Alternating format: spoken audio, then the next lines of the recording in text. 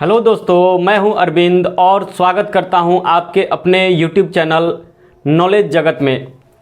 दोस्तों, प्राचीन भारतीय इतिहास के ऐतिहासिक स्रोत के इस कड़ी को आगे बढ़ाते हुए आज हम बात करने वाले हैं प्राचीन भारतीय इतिहास के साहित्यिक स्रोत के बारे में, और हम देखेंगे कि वे कौन कौन से साहित्यिक स्रोत हैं जिनके माध्यम से हम प्राचीन भारतीय इतिहास के संबंध में जान पाते हैं।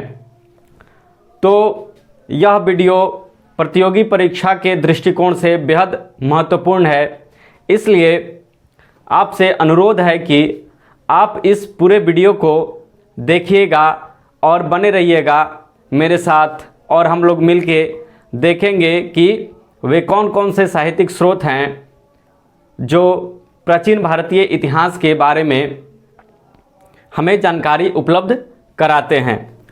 तो प्राचीन भारतीय इतिहास के साहित्यिक स्रोत को जानने से पहले हम जान लें कि प्राचीन भारतीय इतिहास के साहित्यिक स्रोत में हम लोग किन किन बिंदुओं पे चर्चा करते हैं। तो प्राचीन भारतीय इतिहास के साहित्यिक स्रोत में हम मुख्य रूप से 3 बिंदुओं पे, पहला धार्मिक साहित्य, दूसरा धर्मेतर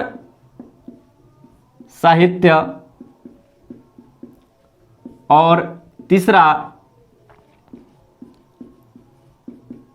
विदेशी यात्रियों का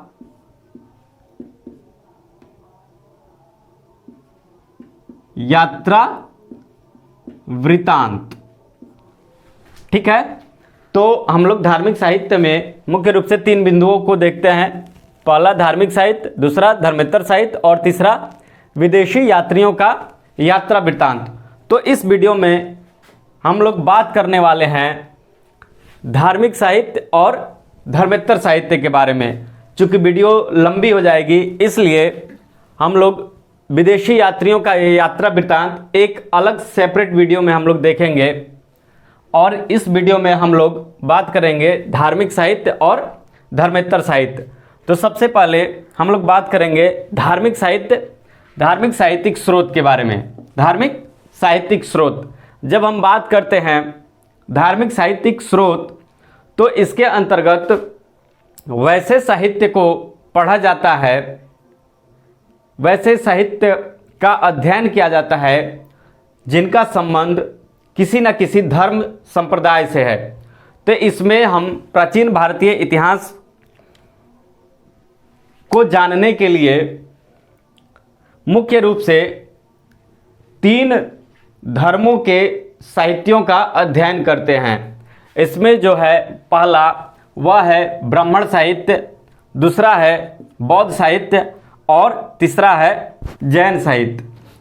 इस वीडियो में हम लोग धार्मिक साहित्य के जो प्रमुख ग्रंथ हैं या प्रमुख रचनाएं हैं, इनके बारे में संक्षिप्त में जानेंगे, क्योंकि जब हम वैदिक काल को पढ़ेंगे, वैदिक संस्कृति को पढ़ेंगे, तो वहाँ पे ब्राह्मण साहित्य को पूरे डिटेल में, पूरे विस्तार में जानेंगे और समझेंगे। उसी तरह से जब हम बौद्ध धर्म को पढ़ेंगे तो वहाँ पे बौद्ध साहित्य को विस्तृत रूप से हम लोग जानेंगे, और जब जैन धर्म को पढ़ेंगे तो वहाँ पे जैन साहित्य को विस्तृत रूप से समझेंगे। तो यहाँ पे एक संक्षेप में हम लोग देखने का प्रयास करेंगे कि धार्मिक साहित्यिक स्रोत में हमें क्या क्या पढ़ना होता है। जैसा कि यहाँ पे लिखा है ब्राह्मण साहित्य, तो ब्राह्मण साहित्य में जो सबसे प्रमुख साहित्य है या प्रमुख कृति है वह है वेद। ब्राह्मण साहित्य का आधार स्तंभ है वेद मुख्य रूप से वेदों की संख्या 4 होती है। ऋग्वेद, सामवेद, यजुर्वेद तथा अथर्ववेद। वेदों की संख्या कितनी होती है? 4 होती है। फिर उसके बाद ब्राह्मण साहित्य में अगला जो आता है वह होता है ब्राह्मण ग्रंथ, और उसके बाद होता है आरण्यक, और उसके बाद उपनिषद, फिर उसके बाद पुराण और स्मृति तथा महाकाव्य। ये जो धार्मिक ग्रंथ हैं ब्राह्मण धर्म से संबंधित, वे सभी ब्राह्मण साहित्य के एक तरह से कहें कि आधार स्तंभ है, और इनका जब हम लोग अध्ययन करते हैं तो उससे हम लोग वैदिक काल के या वैदिक सभ्यता के समय में जनजीवन कैसा था, लोगों का आर्थिक जीवन कैसा था, सामाजिक जीवन कैसा था, राजनैतिक जीवन कैसा था, धार्मिक जीवन कैसा था, इन सब का विस्तार से वर्णन मिलता है। फिर उसके बाद आगे हम लोग देखते हैं बौद्ध साहित्य। तो बौद्ध साहित्य में जो सबसे प्रमुख ग्रंथ है वह है त्रिपिटक। त्रिपिटक नाम से ही स्पष्ट है, त्रिपिटक, त्रि का मतलब 3 और पिटक मतलब पिटक। तो त्रिपिटक में विनय पिटक, सुत्त पिटक और अभिधम्म पिटक, 3 पिटकों का अध्ययन किया जाता है जो बुद्ध के जीवन से संबंधित है। उसके बाद जो अगला है वह है महावंश, फिर दीपवंश, उसके बाद दिव्यावदान, फिर उसके बाद बुद्धचरित, महाविभाष और जातक कथाएं। जातक कथाओं में बुद्ध के जन्म के पूर्व की कथाएं इसमें शामिल की गई हैं। तो इस तरह से बौद्ध साहित्य से मुख्य रूप से इन ग्रंथों का अध्ययन किया जाता है, जिससे हमें बौद्ध धर्म से संबंधित जीवन के बारे में जानकारी मिलती है और उस समय के तत्कालीन जीवन के बारे में जानकारी मिलती है। सामाजिक स्थिति, आर्थिक स्थिति और राजनीतिक स्थिति, धार्मिक स्थिति आदि के बारे में हमें जानकारी प्राप्त होती है। फिर जो अगला है वह है जैन साहित्य, और इसमें जो है आगम, अचरांग सूत्र, कल्प सूत्र, परिशिष्ट पर्वन, आदि पुराण, 14 पूर्व इत्यादि मुख्य जैन साहित्य हैं। इसमें एक है भगवती सूत्र। भगवती सूत्र में ही 16 महाजनपदों की चर्चा मिलती है। उसी तरह से बौद्ध साहित्य में एक है अंगुत्तर निकाय।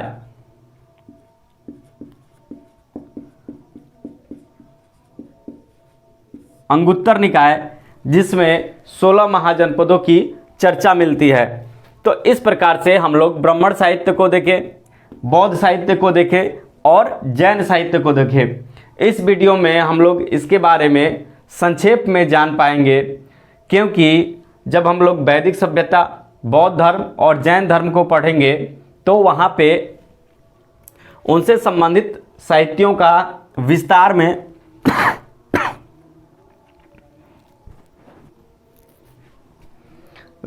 में अध्ययन करेंगे। फिर उसके बाद आगे हम लोग देखते हैं धर्मेत्तर साहित्य। धर्मेत्तर साहित्य का मतलब होता है, जब हम इसको धर्मेत्तर का संधि विच्छेद करेंगे तो धर्म जोड़ इतर, धर्म से अलग जिन साहित्यों की रचना हुई है उसे धर्मेत्तर साहित्य के अंतर्गत पढ़ा जाता है। जैसे इसमें गणित, विज्ञान, कला, ज्योतिष, आयुर्विज्ञान, व्याकरण, इन सब ग्रंथों का अध्ययन हम लोग धर्मेत्तर साहित्यिक स्रोत में करते हैं। तो प्रतियोगी परीक्षा के दृष्टिकोण से यह धर्मेत्तर साहित्य सबसे ज़्यादा महत्वपूर्ण है, क्योंकि प्राचीन भारतीय इतिहास से संबंधित यदि पुस्तकों से संबंधित क्वेश्चन पूछे जाते हैं, प्रश्न पूछे जाते हैं, तो उसमें धार्मिक साहित्य से क्वेश्चन न के बराबर होते हैं। ज़्यादातर क्वेश्चन आपको धर्मेतर साहित्य से होते हैं उसमें पुस्तक का नाम दे दिया जाएगा और उसके रचनाकार या रचयिता का नाम पूछेगा, या फिर रचयिता का नाम दे दिया जाएगा और उसमें उनके द्वारा रचित की गई पुस्तक या ग्रंथ के बारे में क्वेश्चन पूछ लिया जाएगा। इसलिए हम लोग इसको ज़्यादा महत्व दें और इसको हम देखें यहाँ पे प्रमुख पुस्तक और उनके रचनाकार। यहाँ पे प्रमुख पुस्तक एवं उनके रचनाकार का एक लिस्ट है और अभी तक जितने भी परीक्षाएं आयोजित की गई हैं और उसमें धर्मेतर साहित्य से संबंधित प्रश्न पूछे गए हैं, तो लगभग इसी जो सूची है, पुस्तकों की सूची है, इसी सूची से क्वेश्चन पूछे गए हैं। इसलिए यह बहुत ही महत्वपूर्ण है। तो इसमें जो पहली पुस्तक है वह है अष्टाध्यायी। अष्टाध्यायी यह संस्कृत व्याकरण है। संस्कृत व्याकरण है और इसके रचनाकार पाणिनि हैं। इसके रचनाकार कौन है? पाणिनि। और यह मौर्य काल के समय में इसकी रचना हुई। तो अष्टाध्यायी से हमें मौर्य काल के बारे में जानकारी प्राप्त होती है। फिर अगला जो पुस्तक है, अगली पुस्तक वह है मुद्रा राक्षस। मुद्रा राक्षस एक नाटक है और इसके रचयिता विशाख दत्त हैं। इसके रचयिता विशाख दत्त हैं और यह भी मौर्य काल के बारे में जानकारी उपलब्ध कराती है। फिर उसके बाद जो अगली पुस्तक है वह है कथा सरित सागर। कथा सरित सागर, और कथा सरित सागर के रचयिता सोमदेव हैं। कौन हैं? सोमदेव। कथा सरित सागर के रचयिता सोमदेव हैं और यह पुस्तक मौर्य काल के समय में लिखी गई थी। इसलिए इस पुस्तक से भी मौर्य काल के बारे में ही जानकारी प्राप्त होती है। उसी तरह से अर्थशास्त्र। अर्थशास्त्र कौटिल्य के द्वारा रचित पुस्तक है और कौटिल्य कहिए, चाणक्य कहिए या फिर विष्णुगुप्त कहिए, तीनों एक ही नाम है। और जो कौटिल्य या चाणक्य वो चंद्रगुप्त मौर्य के प्रधानमंत्री और गुरु थे। ठीक है, और उन्होंने ही अर्थशास्त्र नामक ग्रंथ की रचना की, जिससे उस समय के चंद्रगुप्त मौर्य साम्राज्य के शासन प्रशासन के बारे में हमें जानकारी प्राप्त होती है। इस नाम से आप कंफ्यूज ना होइएगा कि अर्थशास्त्र है तो इसका मतलब इसमें आर्थिक क्रियाकलापों के बारे में जानकारी होगी। ऐसा नहीं है। यह आपको जो अर्थशास्त्र पुस्तक है इसमें राजा और राजा के द्वारा किए गए राजा के द्वारा निभाने जाने वाले कर्तव्य, शासन प्रशासन, नीति आदि के बारे में वर्णन है। और यह अर्थशास्त्र 15 अधिकरणों में, मतलब कि 15 भाग में बटा हुआ है। ठीक है, और इसके रचयिता कौन है? कौटिल्य है और इससे मौर्य काल के बारे में जानकारी प्राप्त होती है। फिर अगली पुस्तक है महाभाष्य। महाभाष्य पतंजलि द्वारा रचित है और यह शुंग वंश के समय में रचना की गई थी और पतंजलि पुष्यमित्र शुंग के पुरोहित थे। तो इसमें शुंग वंश के बारे में जानकारी प्राप्त होती है। फिर जो अगली पुस्तक है वह है मालविकाग्निमित्रम। मालविकाग्निमित्रम एक नाटक है जो कालिदास द्वारा रचित है और यह अग्निमित्र जो पुष्यमित्र शुंग का पुत्र था उसके बारे में है। तो इस लिहाज से इस पुस्तक से हमें शुंग वंश के बारे में जानकारी प्राप्त होती है। फिर उसके बाद अगली पुस्तक है राजतरंगिणी। राजतरंगिणी, राजतरंगिणी कल्हड़ द्वारा रचित है। किसके द्वारा रचित है? तो कल्हड़ के द्वारा।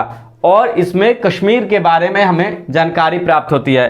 कल्हड़ बताते हैं कि कश्मीर के श्रीनगर जो नगर है उसकी स्थापना अशोक ने किया था। फिर उसके बाद हर्षचरित के रचयिता बाणभट्ट हैं। हर्षचरित के रचयिता बाणभट्ट हैं। बाणभट्ट हर्षवर्धन के राजकीय कवि थे और उन्होंने हर्षचरित की रचना की। फिर उसके बाद अगली पुस्तक है प्रियदर्शिका रत्नावली तथा नागानंद।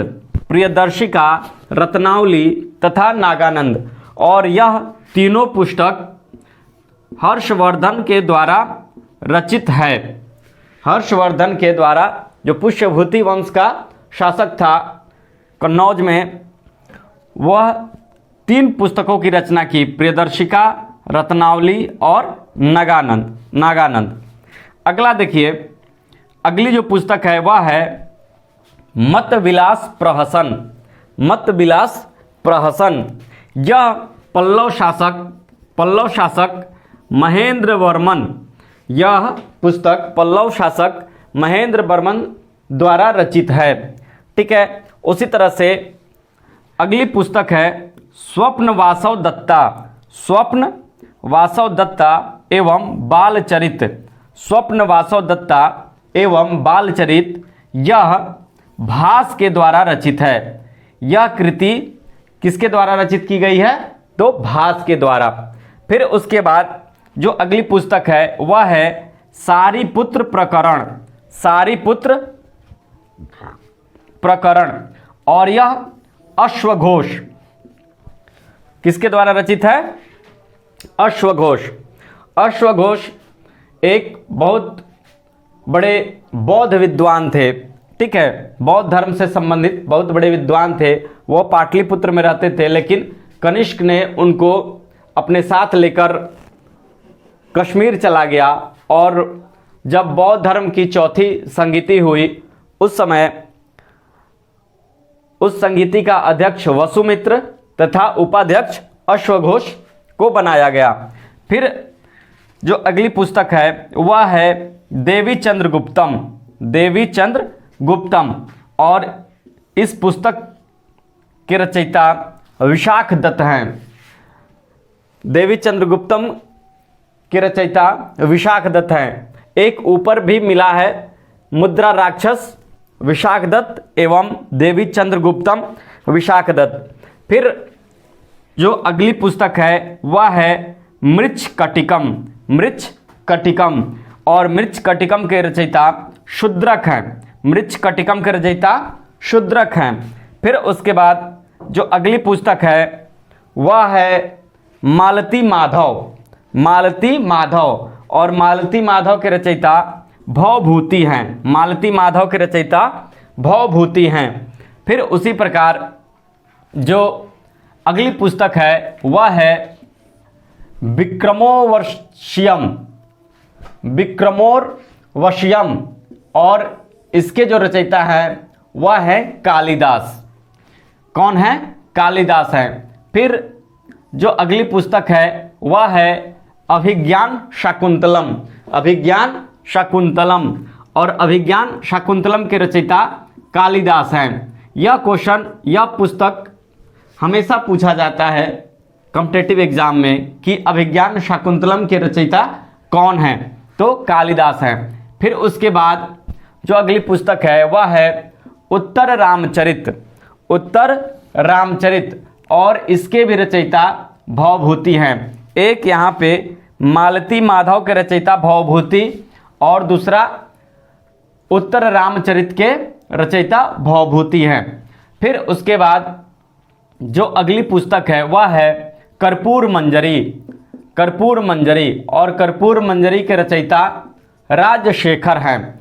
कर्पूर मंजरी के रचयिता राजशेखर हैं। फिर उसके बाद जो अगली पुस्तक है वह है बृहत कथा मंजरी, और बृहत कथा मंजरी के जो रचयिता हैं वह हैं क्षेमेंद्र। कौन है? क्षेमेंद्र। उसके बाद जो अगली पुस्तक है वह है गाथा सप्तशती, गाथा सप्तशती, और गाथा सप्तशती के रचयिता सातवाहन शासक हाल है। कौन है? सातवाहन शासक हाल है। गाथा सप्तशती के रचयिता सातवाहन शासक हाल है। फिर उसके बाद मानसोल्लास के रचयिता सोमेश्वर हैं, जो चालुक्य वंश के शासक हैं। मानसोल्लास के रचयिता सोमेश्वर हैं, जो चालुक्य वंश के शासक हैं। फिर उसके बाद जो अगली पुस्तक है वह है मिताक्षरा। अगली पुस्तक कौन सी है? मिताक्षरा। और मिताक्षरा के रचयिता विज्ञानेश्वर हैं। मिताक्षरा के रचयिता विज्ञानेश्वर हैं। फिर उसके बाद जो अगली पुस्तक है वह है काव्य मीमांसा। अगली पुस्तक कौन सी है? काव्य मीमांसा। और काव्य मीमांसा के रचयिता राजशेखर। कौन है? राजशेखर। काव्य मीमांसा के रचयिता राजशेखर हैं। उसी तरह से अमरकोश की रचयिता अमर सिंह हैं। अमरकोश की रचयिता अमर सिंह हैं। और यह नाम से ही स्पष्ट हो जा रहा है कि अमर सिंह अमरकोश। उसके बाद जो अगली पुस्तक है वह है सिद्धांत शिरोमणि। और सिद्धांत शिरोमणि के रचयिता भास्कराचार्य हैं। कौन है?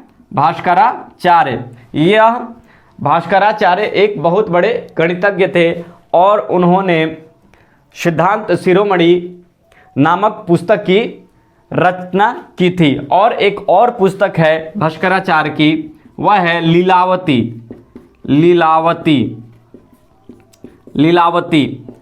भास्कराचार्य की दो पुस्तक, एक हो गई लीलावती और दूसरी पुस्तक सिद्धांत शिरोमणि।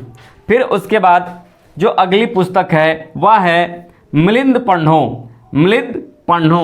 और मिलिंद पन्हो के रचयिता नागसेन है।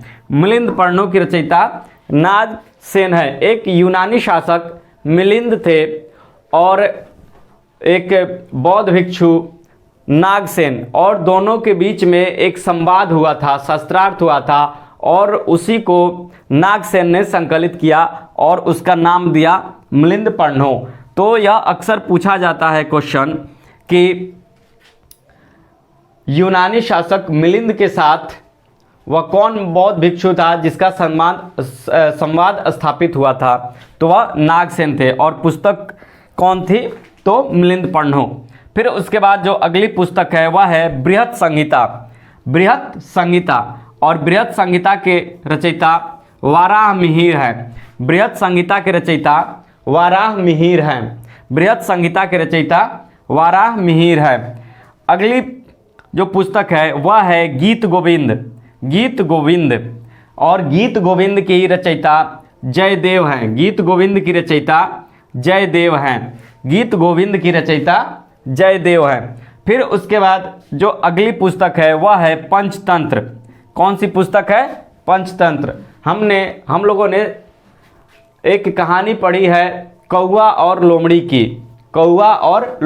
कि कौवा मुंह में रोटी लेकर और पेड़ पे बैठा हुआ है और नीचे लोमड़ी है और वह रोटी मांगना चाहती है, इसलिए वह कौवा से बोलती है कि भैया तुम बहुत प्यारे गीत गाते हो, एक गाना गाकर सुना दो मुझे। और कौवा अपने तारीफ को सुनकर यह भूल जाता है कि मेरे चोंच में रोटी दबी है, और जैसे ही वह गाने के लिए मुंह खोलता है तब तक रोटी नीचे गिरती है और लोमड़ी लेकर वहाँ से चली जाती है। तो यह कहानी किस बुक पे आधारित है? तो पंचतंत्र। विष्णु शर्मा की पुस्तक है पंचतंत्र। ठीक है। उसके बाद जो अगली पुस्तक है वह है कीर्ति कौमुदी। और कीर्ति कौमुदी के रचयिता कौन है? सोमेश्वर। कीर्ति कौमुदी के रचयिता कौन है? सोमेश्वर। फिर उसके बाद जो अगली पुस्तक है वह पुस्तक है गार्गी संहिता। और गार्गी संहिता के रचयिता कात्यायन है। गार्गी संहिता की रचयिता कात्यायन है। फिर उसके बाद जो अगली पुस्तक है यह तो बहुत ही महत्वपूर्ण पुस्तक है, क्योंकि यह अक्सर परीक्षा में पूछी जाती है कि पृथ्वीराज रासो के रचयिता कौन है। तो चंद बरदाई, कौन है?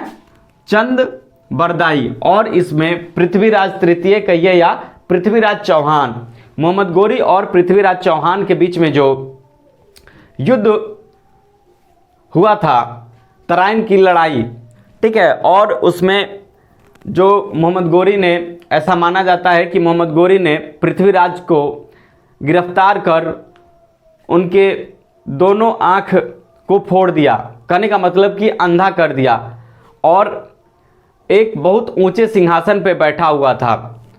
और इनके पास, पृथ्वीराज चौहान के पास शब्द भेदी बाण था, जो शब्द को सुनकर और अंदाज लगा के वह निशाना लगा सकते थे।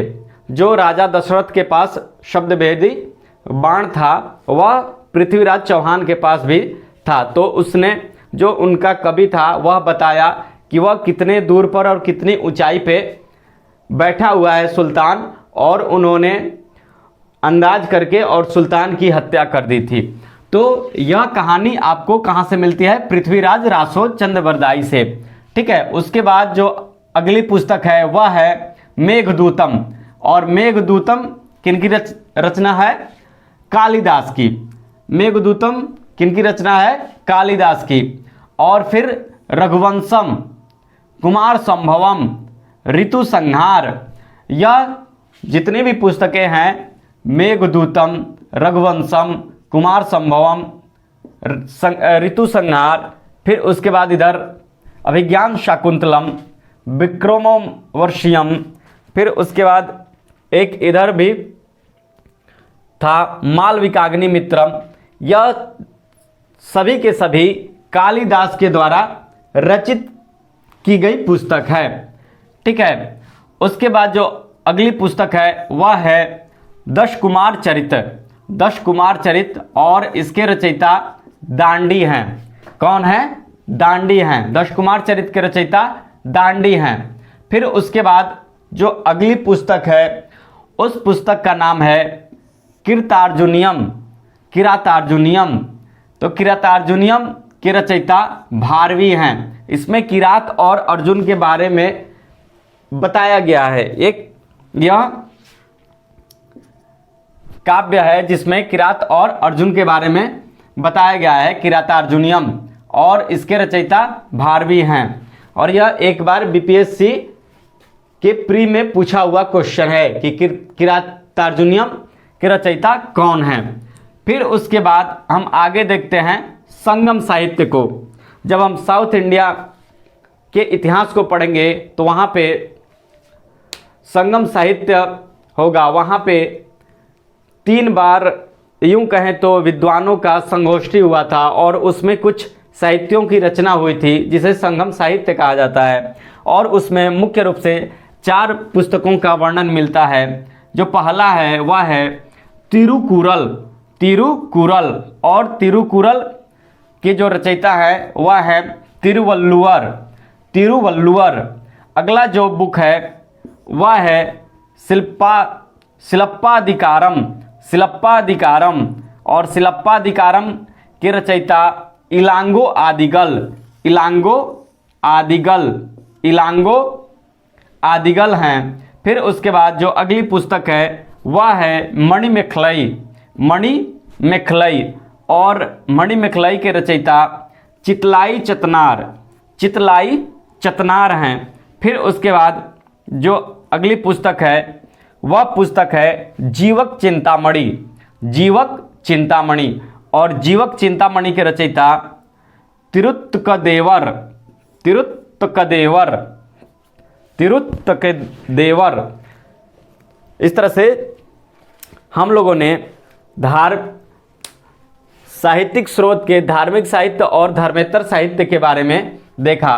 अब जब अगला वीडियो होगा वह होगा विदेशी यात्रियों का यात्रा वृत्तांत। उसमें हम लोग यूनानी, रोमन, चीनी, अरबी आदि देशों से आए हुए जो यात्री हैं उन्होंने भारत के बारे में क्या क्या लिखा, और कौन कौन सी पुस्तकें लिखी उसके बारे में हम लोग जानेंगे। और फिर एक रिकॉल करते हैं धार्मिक साहित्य, उसमें ब्राह्मण साहित्य, वेद, ब्राह्मण ग्रंथ, आरण्यक, उपनिषद, पुराण, स्मृति, महाकाव्य इत्यादि। बौद्ध साहित्य में त्रिपिटक, महावंश, दीपवंश, दिव्यावधान, बुद्ध चरित, महाविभाष, जातक कथाएं, अंगुत्तर निकाय आदि प्रमुख हैं। उसी तरह से जैन साहित्य में आगम, आचरांग सूत्र, कल्प सूत्र, परिशिष्ट पर्वन आदि पुराण, 14 पूर्व, भगवती सूत्र आदि प्रमुख हैं। और धर्मेतर